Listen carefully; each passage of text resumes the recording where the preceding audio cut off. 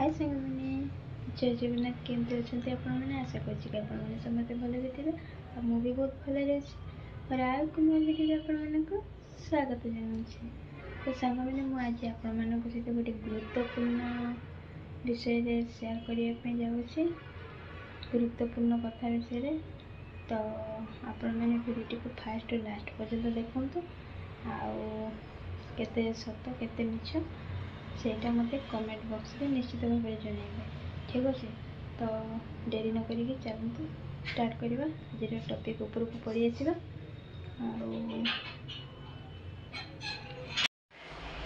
तो सांग मैंने ये कहवाई चाहूँगी जे सतरे कौन तीन जन सांग हवाटा सतरे विपद मैंने मो सहित ही आसिक हो आउ क्या सहित भी होइछे। तो मुझे मो विषय तो मुझे होती बोली भी मुझे भूली जाइए एक जिनस जेहेतु मो सांग मान क्षेत्र में भी सब जिन देखा पाइली कि मो निज कथा भाविया भी बाध्य हेली। तापर मुझे भावुची किसी तो सत्यता अच्छी ये कथार है। तो ठीक अच्छे मैं चलतु कहूँ कौन कौन है मो विषय। गाँव में तो तीन जन आम सांग थे मैंने सांग थे मैंने बहुत सांग एमती तो टिक भी सेमती सांग ना मैंने बहुत सांग मैंने देह सेना तीन जीवन आमर गोटे ये सांग। ठीक अच्छे तो छाड़ से सब कथा तो मुझे पर कहबी आप से मानने जो आरंभ है मोर है प्लस टू सारी मुझे मेस को गली आ जो रही मैंने मुझे जो रूम रही से आम तीन जन सांग थे तीन जन सांग। तो गोटे रूम जेहतु रोल तीन जन मैंने एत भल संपर्क आम एत भल संपर्क मैंने गोटे जमी गोटे माँ पेटर जन्म मुझे जेहतु मु फास्ट टाइम पे जाइली छोट रूम कौटी बाहर पढ़ी हस्टेल हस्टेल कौन भी मुझे जानी है फास्ट टाइम से मेस रही।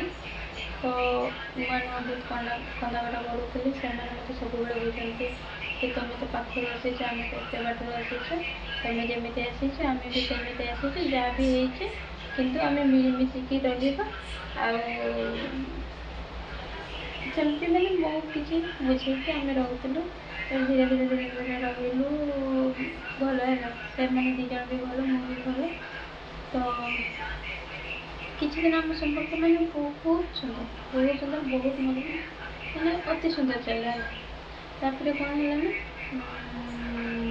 गोटे मैंने गोटे पुओ मत भल पाला। ठीक अच्छे तो मत भल पाला मुझे कथा होती पुणी हेत कौन सी कथा गोटे सीरीयस ना ना तो ठीक मैंने कौन कथा के इच्छा कथा पुणी जो मत कल करते जो कल आसे मुझे समस्त सहित कथा करें एमती आम अनर जड़े नातनी छुआटा अच्छे छोट छुआटा तो सहित भी मुझे कथा करें से करगला मैंने मुझे कम कथा कि सांगसाथी मान सहित अधिक कथा करें तो समस्त मजा मस्ती आ तो सेमती चलला चलला केते मन भाव केते बदली गला मुझे भी जापारे। तो मोर के माने टिके भी सन्देह करनी है सांगसाथी मैंने दुनिया कथा कहते कौन से तुमको एमती सेमती कहूँ तुम सहित कथा होते तो आम जाइए तुम ये बोली किंतु से कौन राति 11टा कौन 12टा कौन गोटे कौन मैंने जिते देख सहित गपुचे हेल्ले भी मोर मुझे माइंड करनी है मैंने हो कथा हो भल मंद कथा हो सांगसाथी दीदी आउपटे देखाई कि कौन कि किए कौपटे पढ़ापढ़ी करते जेहतु सी मैंने टी सहित पाखापाखि ना भी सहित जदि कौटी मेला बजार कि कौटी कौन देखा थे ये सब भाविक मुझे किसी भी गुरुत्व जाऊनी है। तो कहले धीरे धीरे धीरे धीरे मैंने जानी मुझे दोष तो दौनी कि मुझे कहबी दोष दी जन थी कहीं जड़े तुम कौन कह साहस देला जड़े तुमको प्रपोज करने साहस कर। ठीक है ना तो से गोटे हाथ में कभी ताली बाजेनि तो भूल बोधे दी जनकर कितु हो पारे जड़े मो पाखे भल हाँपी किसी कथा लुचई पारे। କରୁଛନ୍ତି ତାଙ୍କ ଭିତରେ ଯାହା ବି ହଉ, କିନ୍ତୁ ସିଏ ତାଙ୍କୁ ଭଲ ପାଇବା ପାଇଁ ଆରମ୍ଭ କଲେ। ଭଲ ପାଇବା ଆରମ୍ଭ କଲେ ଠିକ୍ ଅଛି, ଯଦି ଭଲ ପାଇବା ପାଇଁ ଆରମ୍ଭ କଲେ ମୋତେ କହିଥାନ୍ତ। ମୁଁ ତ ଏମିତିରେ ବି ଚାହୁଁନଥିଲି, ମୁଁ ନିଜେ ସାଇଡ଼୍ ହେଇଯାଇଥାନ୍ତି। କିନ୍ତୁ ମୋ ସହିତ ଯାହା ବି କଲା ମାନେ ତମେ କହିପାରିଥାନ୍ତ ହଁ ତାକୁ ଭାବନି, ସିଏ ରାଜି ହେଉନି କି ତାକୁ ଭୁଲିଯାଅ କି କ'ଣ, ଏସବୁ ତମେ ତାକୁ ମନେଇଥାନ୍ତ, ମୋତେ ବୁଝେଇଥାନ୍ତ। କିନ୍ତୁ ସେ ସେଇଆ କଲାନି, ମାନେ ମୋ ପ୍ରତି ମାନେ ପୁରା ମୋ ପ୍ରତି ତା ମନରେ ପୁରା ମାନେ ବିଷ ଭରିଦେଲା। ଏମିତିକି ପ୍ରପୋଜ୍ ବି କଲା। ଜାଣିନି, ସିଏ ତ କହୁଛି ମୁଁ ମନା କରିଥିଲି, କିନ୍ତୁ ମନା କରିଥିଲି କି କ'ଣ କରୁଥିଲି ମୋ ବିଷୟରେ ଜାଣିନି। କିନ୍ତୁ ମାନେ ଧୀରେ ଧୀରେ ଆମର ଏତେ ଶତ୍ରୁତା ବଢ଼ିଗଲା, ବିଶ୍ୱାସ କରିବେନି, ମୋର ଏବେ ତାଙ୍କ ନାଁ ଦେଖିଲେ ମୋତେ ଘୃଣା ଲାଗୁଛି। ଠିକ୍ ଅଛି, ଏମିତି ହେଇଥିଲା।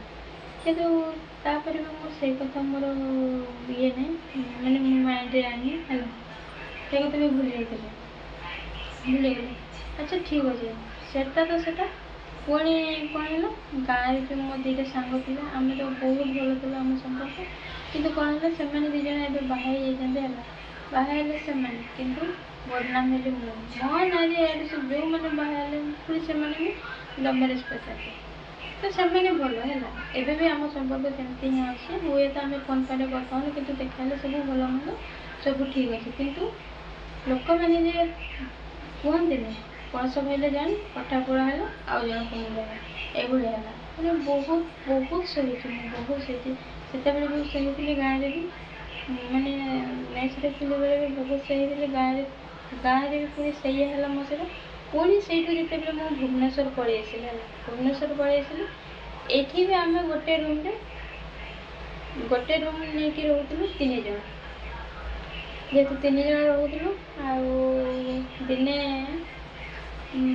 ଆଉ ଜଣେ ସାଙ୍ଗଟାକୁ ଆମେ ଗୋଟେ ରୁମ୍ରେ ରହୁନଥିଲୁ, ଆଗରେ ଆମର ବହୁତ ଭଲ ସମ୍ପର୍କ ଥିଲା।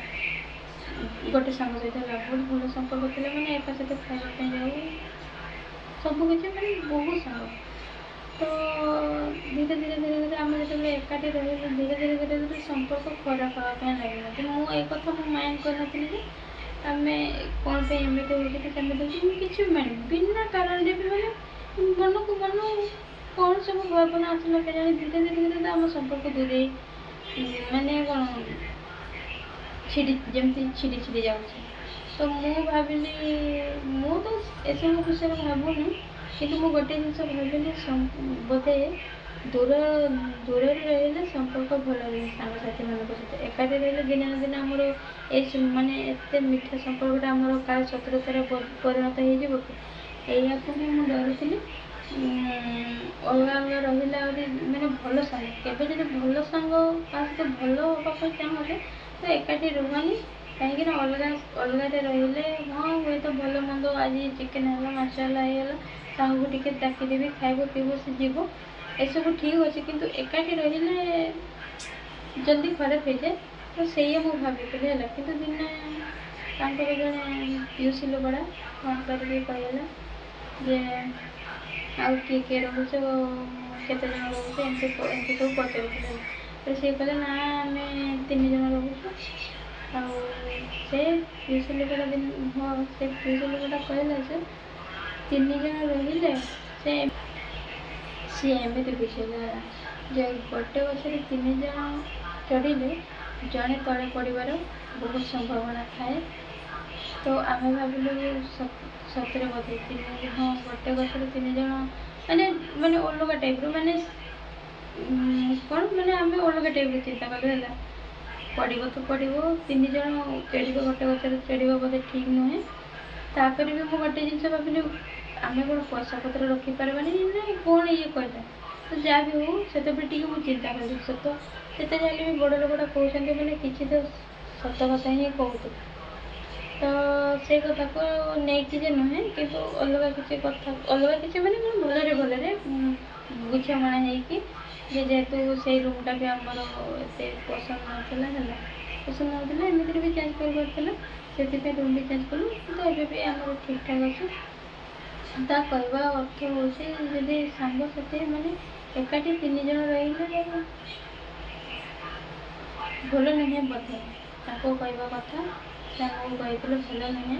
କିନ୍ତୁ ମୁଁ ଆଜି ପର୍ଯ୍ୟନ୍ତ ମୁଁ ଦେଖୁଛି ଯେତେ ବି 3 ଜଣ ସାଙ୍ଗ ହେଉଛନ୍ତି ବହୁତ ଲାଷ୍ଟିଂ ହେଉଛି 10 ବର୍ଷ 15 ବର୍ଷ। ଏ ବର୍ଷ କିନ୍ତୁ ବହୁତ ମାନେ ଯେତେବେଳେ ସମ୍ପର୍କ ଭାଙ୍ଗି ଯାଉଛି ବହୁତ ମାନେ କ'ଣ କହିବି ବହୁତ ବଡ଼ ମାନେ ଯେଉଁଟାକି ଭୁଲିବା ସମ୍ଭବ ନୁହେଁ। ଏଭଳିଆ ମାନେ ବଡ଼ ବଡ଼ ଇଏ ହେଇଯାଉଛି କାରଣ ହେଇଯାଉଛି ତ ବହୁତ ଖରାପ। ତ ମୁଁ ଆଜି ମୁଁ ଭାବୁଛି ଏ କଥା କ'ଣ ସତ। ତ ମୋତେ ଆମ ଗାଁରେ ଯେଉଁ ଯାଇଥିଲା ପଣ୍ଡିତ ଯିଏ ହାତ ଦେଖେ ସିଏ ବି ମୋତେ ଏ କଥା କହିଥିଲେ। ଆଉ ଭାବୁଛି ଏ କଥା କିଛି ତ ମାନେ ଏ କଥାରେ କିଛି ତ କଥା ଅଛି ଯେଉଁଟାକି ଆମେ ଜାଣିନୁ। ମୁଁ ଜାଣିନି, ଯଦି ଆପଣମାନେ ଜାଣିଛନ୍ତି ମୋତେ କମେଣ୍ଟ କରିକି ନିଶ୍ଚିତ ଭାବରେ ଜଣାନ୍ତୁ। ଯେ ମୋତେ ତ ଲାଗୁଛି ସତ। ଆଉ ଆଜିର ଭିଡ଼ିଓଟା ବହୁତ ଲଙ୍ଗ୍ ହେଇଗଲାଣି। ମୁଁ ଏବେ ରଖୁଛି। ବାଏ ବାଏ, ଜୟ ଜଗନ୍ନାଥ। ମୁଁ ଦେଖା ହେବା ଆଉ ଗୋଟେ ନୂଆ ଭିଡ଼ିଓରେ।